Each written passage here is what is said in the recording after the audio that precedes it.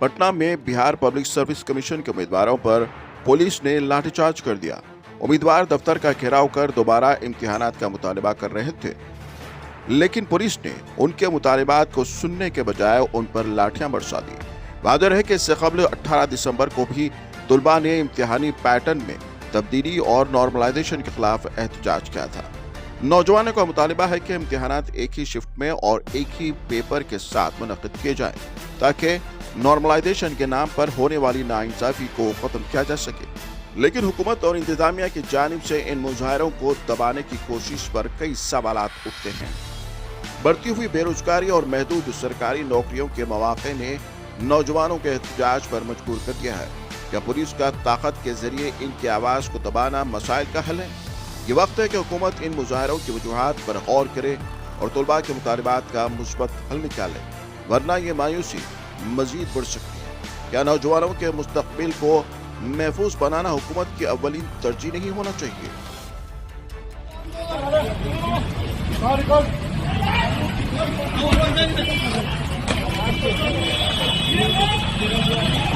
ये लाइव आपको दिखा सकते हैं।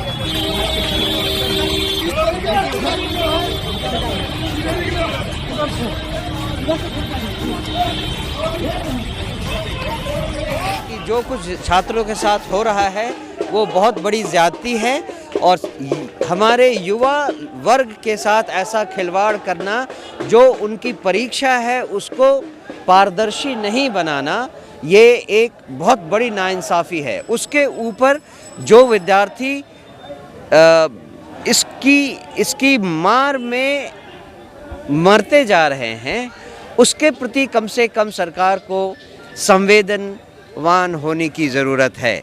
हमारी यही गुजारिश है एक बुद्धिजीवी वर्ग की तरफ से कि सरकार छात्रों की सारी मांगों को इमीडिएटली माने और कल ही इस आंदोलन को, जहाँ पे जो अनशन पे बैठे हुए हैं, इनको यहाँ से हटने के लिए सारा का सारा व्यवस्था करें।